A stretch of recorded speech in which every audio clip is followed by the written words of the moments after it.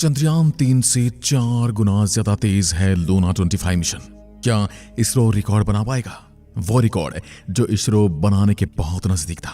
दोस्तों, अभी तक पूरी दुनिया को यही लग रहा था कि चंद्रयान 23 अगस्त को चांद के साउथ पोल पर सॉफ्ट लैंडिंग करने वाला है और ऐसा करके भारत दुनिया का पहला देश बन जाएगा जिसने साउथ पोल पर सफल लैंडिंग की है। लेकिन अब हमारे लिए एक और बड़ा खतरा, ये मान लो कि टक्कर देने के लिए लूना 25 रशिया ने लॉन्च करने की बात कर दी है। ये लूना 25 मिशन अभी 11 अगस्त को लॉन्च होना है, लेकिन इसके बावजूद ये चंद्रयान 3 से पहले साउथ पोल पर लैंड कर सकता है।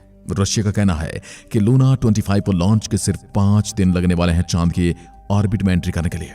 यहां से 5 से 7 दिन में चंद्रमा की परिक्रमा करेगा और फिर चांद के साउथ पोल पर सॉफ्ट लैंडिंग करेगा, जबकि चंद्रयान 3 को चांद पर पहुंचने में 40 दिन का समय लगने जा रहा है। अभी हमारी चंद्रयान चांद की परिक्रमा कर रहा है और लूना मिशन अभी लॉन्च भी नहीं हुआ है, फिर भी इसकी लैंडिंग करने की खबरें सामने आ रही हैं। अब सोचिए कितना स्ट्रॉन्ग प्रपल्शन मॉड्यूल रॉकेट होगा रशिया के पास, और वह कौन सी टेक्नोलॉजी का प्रयोग कर रहे हैं जो उन्हें पृथ्वी की परिक्रमा ही नहीं करनी पड़ रही। उससे पहले थोड़ी सी ताजा अपडेट जान लेते हैं हमारे चंद्रयान 3 के बारे में।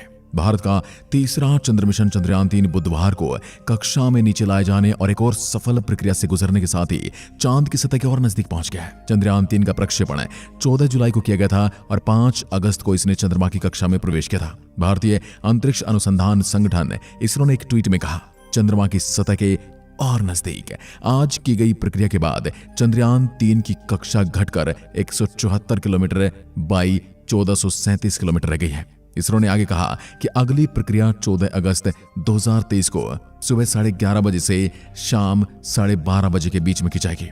इसरो ने रविवार को चंद्रयान को चांद की कक्षा में नीचे लाए जाने की इसी तरह की प्रक्रिया को अंजाम दिया।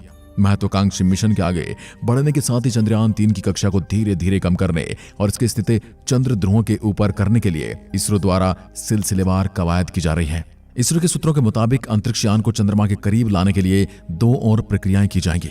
उसने कहा कि ये प्रक्रियाएं 14 और 16 अगस्त को 100 किलोमीटर की कक्षा तक पहुंचने के लिए किए जाएंगे, जिसके बाद लैंडर और रोवर इसे युक्त लैंडिंग मॉड्यूल आगे की प्रक्रिया के तहत प्रपल्शन मॉड्यूल से अलग हो जाएगा। इसके बाद लैंडर की डिबूस्टिंग यानी कि इसकी रफ्तार को धीमा करने से गुजरना पड़ेगा और 23 अगस्त को चंद्रमा के दक्षिण ध्रुव क्षेत्र पर सॉफ्ट लैंडिंग की उम्मीद है। लेकिन उसके साथ ही लूना मिशन अभी लॉन्च भी नहीं हुआ है। लूना मिशन में सायोस रॉकेट का प्रयोग किया जा रहा है, जो लूना 25 को सीधा चांद के ऑर्बिट में ही स्थापित कर देगा और 5 दिन के अंदर लूना कैप्चर करके सीधा ऑर्बिट में हो जाएगा और फिर 5 से 7 दिन के अंदर वो सॉफ्ट लैंडिंग करेगा। 11 अगस्त को सुबह 7 से 10:30 बजे के बीच लूना 25 लॉन्च किया जाएगा और इसके लिए वहां से एक पूरा गांव खाली करवा दिया गया है, जिनके गांव पर सायोस 2.1V रॉकेट के मलबे गिरने का डर सता रहा है और इसलिए उन्होंने पूरे गांव वालों को 3.5 घंटे के लिए गांव खाली करने के लिए कह दिया है। 11 अगस्त को यह निकलेगा और 5 दिन के बाद यानी 16 अगस्त को यह चांद के ऑर्बिट में पहुंच जाएगा। अब 16 अगस्त के बाद 5 दिन और लगा लीजिए, 21 तारीख, और अगर 7 दिन लग गए तो 23 तारीख को चांद के साउथ पोल पर लैंड करेगा। यानी 21 से 23 का समय उसके उतरने के लिए तय किया गया है। वहीं इसरो ने चंद्रयान 3 के लिए 23 अगस्त को तय किया है। अब एक ही दिन में 2 यानों की लैंडिंग होगी और इसमें कौन पहले और कौन बाद में लैंडिंग करेगा, इस पर पूरी दुनिया की नजरें टिकी हुई होंगी। ये एक तरह से प्रतिस्पर्धा की तरह दुनिया इसे देख रही है। दुनिया देख रही है जैसे कोई ओलंपिक मेडल लेने के लिए दौड़ रहा हो। पर रशिया अचानक से चांद के इस हिस्से में क्यों जाना चाहता है? क्या रशिया को कुछ भनक लग गई है कि इस एरिया में अगर भारत को कुछ पता लग गया तो उनके आने वाले मिशंस पर असर पड़ सकता है? अब इस सिचुएशन में लूना 25 या तो चंद्रयान से पहले उतर सकता है या फिर चंद्रयान के साथ 23 अगस्त को ही लैंड करेगा। अब दोनों ही पहलू में लूना 25 की लैंडिंग को देखकर ऐसा लग रहा है जैसे इस बार ये इसरो से उनका सपना छीनने वाला है, जैसा किसी समय में रशिया का सपना अमेरिका ने छीन लिया था चांद पर उतरने का। इसरो की अब तक चंद्रमा के साउथ पोल पर पहुंचने की जो उपलब्धि थी वो रिकॉर्ड अब लूना 25 की वजह से नहीं बन सकता है। यानी जहां पर हम नंबर 1 हो सकते थे वहां पर अब हम नंबर 2 हो सकते हैं। लूना 25 बहुत स्पीड वाला यान है और दूसरी चीज, इन्होंने पावरफुल रॉकेट का प्रयोग करके जो 4 से 5 चक्कर हमने पृथ्वी के ऑर्बिट में लगाए थे उसे इन्होंने कट कर दिया है। इनका समय बच गया है और हमने 18 दिन तक अर्थ के ऑर्बिट में चक्कर लगाने पड़े थे। वैसे दोस्तों, दोनों स्पेस एजेंसी के अपने अपने प्रोग्राम हैं, लेकिन रिकॉर्ड बनाने के मामले में हम एक कदम पास पहुंचकर भी दूर रह सकते हैं। इस रिकॉर्ड को बनाने में यह बात इसरो के वैज्ञानिकों को पूरी जिंदगी परेशान करेगी। लेकिन इससे भी बड़ी बात यह है दोस्तों, इतने कम बजट में चांद के साउथ पोल पर लैंडिंग करना कोई छोटी उपलब्धि नहीं है। अब आपको यह जरूर सोचना चाहिए कि रशिया ने भारत को पीछे छोड़ने के लिए अपने मिशन पर कितना खर्च किया है, क्योंकि अगर रशिया चाहता तो अपने कम बजट में भी ये काम कर सकता था। यानी जैसे भारत ने चंद्रयान 3 को भेजा था पृथ्वी के ऑर्बिट में घुमा घुमाकर, उसी तरीके से रशिया भी भेज सकता था लूना 25 को। लेकिन उसने बजट को बढ़ाया क्योंकि उसने भारत को पीछे जो छोड़ना था। उस समय अगर रशिया सही से मिशन लॉन्च कर लेता और सही से वो लूनर ट्रांसफर ट्रेजेक्टरी में फिट कर लेता और उसके बाद लैंडिंग फेज में कोई गड़बड़ नहीं हुई होती, तो यकीनन वो भारत से पहले चांद पर पहुंच जाएगा। ऐसा करने से उसे तब कोई नहीं रोक पाएगा। पहले इंसान को सबसे पहले अंतरिक्ष में भेजने का खिताब, अब साउथ पोल पर सॉफ्ट लैंडिंग का यह खिताब भी रशिया अपने नाम करना चाहता है। दोस्तों, क्या आप जानते हैं इससे पहले रशिया ने 47 साल पहले मिशन भेजा था, इसका नाम था लूना 24। और आज 47 साल बाद फिर से उनकी नींद तब खुली जब भारत का चंद्रयान 3 चांद के पास पहुंचने से बस चंद दिनों की दूरी पर है।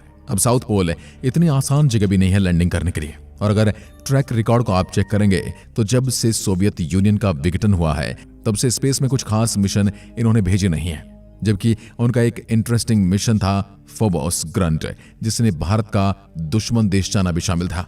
यह मिशन 2011 में होना था और यह मिशन था जो रशिया को ऐसी जगह भेज देगा जहां उसने एंट्री ही नहीं की थी। दरअसल फोबोस मंगल का चंद्रमा है और वहां पर रशिया लैंडर उतरने वाला था, जिसमें वो अपने साथ चाइना का ऑर्बिटर ले जाने वाला था। लेकिन यह मिशन फेल हो गया था और भी ऐसे कई मिशन फेल हुए थे। अब ऐसी स्थिति में अचानक से चंद्रमा के साउथ पोल पर सॉफ्ट लैंडिंग करवाना थोड़ा मुश्किल लग रहा है। वहीं इसरो की बात करें तो उसने काफी सफलतापूर्वक अपने प्रोग्राम को चलाया है और इस बार चंद्रयान 3 की सफलता के लिए पूरी तैयारी की है। इस बार चंद्रयान 3 सॉफ्ट लैंडिंग तो करेगा ही चंद्रमा के साउथ पोल पर। भले ही रशिया ने ज्यादा पैसे क्यों न लगाए हों लूना 25 पर हमें विश्वास है इस बार भारत सफलता हासिल करेगा और साथ ही रिकॉर्ड भी बनाएगा। हाँ, लूना 25 मिशन थोड़ा एडवांस हो सकता है चंद्रयान 3 से, लेकिन भारत के सफल होने के चांसेस बहुत ज्यादा हैं, क्योंकि रशिया ने वहां पर सिर्फ एक लैंडर ही भेजा है, जबकि भारत ने लैंडर और रोवर दोनों को भेजा है। रोवर ज्यादा बड़े इलाके को सर्च कर सकता है और वो हो सकता है कि रोवर को ही पानी भी मिल जाए। फिलहाल रशिया और भारत की इस रेस में किसी की भी जीत हो, लेकिन असल जीत तो विज्ञान की है, क्योंकि दोनों ही देश वहां पर विज्ञान को एक्सप्लोर करने जा रहे हैं, विज्ञान के नए कीर्तिमान गढ़ने जा रहे हैं और हो सकता है दोनों ही दो अलग अलग कीर्तिमान गढ़ दें।